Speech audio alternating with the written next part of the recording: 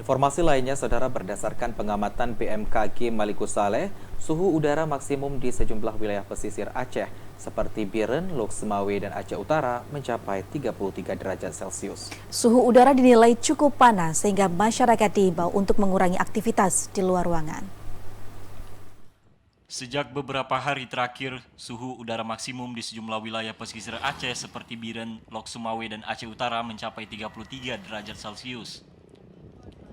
Suhu udara tersebut dinilai cukup panas dan gerah, khususnya menjelang siang hari hingga pukul 16 waktu Indonesia Barat. Sementara untuk wilayah dataran tinggi seperti Bener Meriah, Aceh Tengah hingga Gayo Lues, suhu udara mencapai 24 derajat Celcius.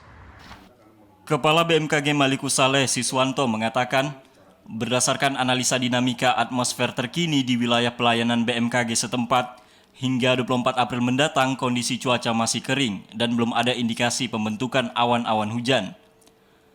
Menurutnya, jika pun ada beberapa wilayah dataran tinggi seperti Bener Meriah maupun di sebagian wilayah Aceh Timur, ada pembentukan awan konvektif yang berpotensi hujan. Indikasinya hanya hujan lokal dengan intensitas ringan. Suhu maksimum untuk di dataran tinggi barangkali suhu maksimumnya bisa mencapai dengan 24, tapi untuk di wilayah pesisir seperti di Biren, Aceh Utara, Lok Semawe, dan sekitarnya ini bisa mencapai suhunya adalah 33 derajat Celcius.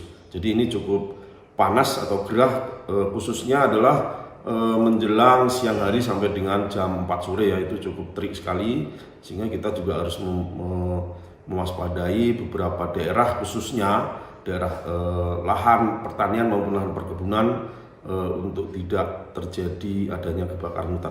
Dirinya menghimbau kepada masyarakat pesisir dengan suhu udara mencapai 33 derajat Celcius untuk mewaspadai terjadinya kebakaran hutan dan lahan, serta apabila memungkinkan dapat mengurangi aktivitas di luar ruangan. Dari Aceh Utara, Fajar Sidik, TVRI melaporkan.